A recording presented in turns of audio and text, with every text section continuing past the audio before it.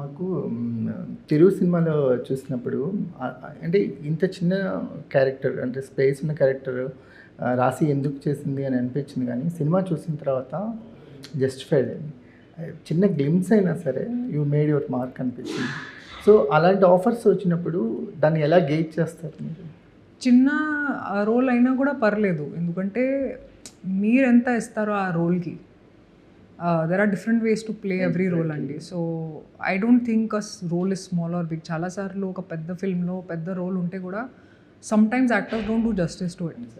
So మీరు మీ hard work చేయాలి, హార్డ్ వర్క్ పెట్టాలి. ఆ తర్వాత ఆడియన్సెస్ చాలా ఇంటెలిజెంట్గా ఉంటాయి. ఇప్పుడు they know okay, oh this is a good actor, this is not a great actor. So I'm very glad that చిన్న రోల్ ఉంటే కూడా they value it when I come on screen. అంటే మీ యాక్టింగ్ పరంగా కూడా మాకు ఒక గ్రోత్ కనిపిస్తూ ఉంటుంది. అంటే ఇర్రెస్పెక్టివ్ ఆఫ్ కొన్ని క్యారెక్టర్స్ కనెక్ట్ అవ్వచ్చు, కనెక్ట్ అవ్వకపోవచ్చు, కానీ రాశి never fails as an actor అనిపిస్తుంది. సో అది ఎప్పుడు మీరు కన్సిస్టెన్సీగా మెయింటైన్ చేస్తూ ఉంటారు. కొన్ని సినిమాలు అయితే ఒక లిటిల్ బిట్ రైజ్ ద బార్లా కనిపిస్తూ ఉంటుంది కదా.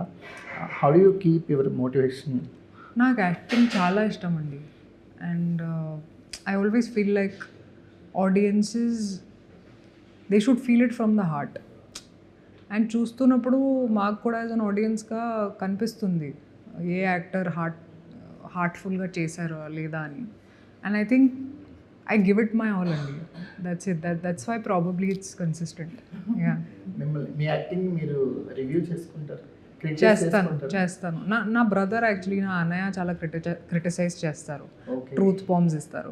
ఇది ఏం చేశారో నువ్వు, ఇది బాగాలేదు, ఓ ఇది బాగుంది, బాగా చేశారు. సో నాకు సపోర్ట్ కూడా ఇస్తారు, కానీ my biggest critic is my brother.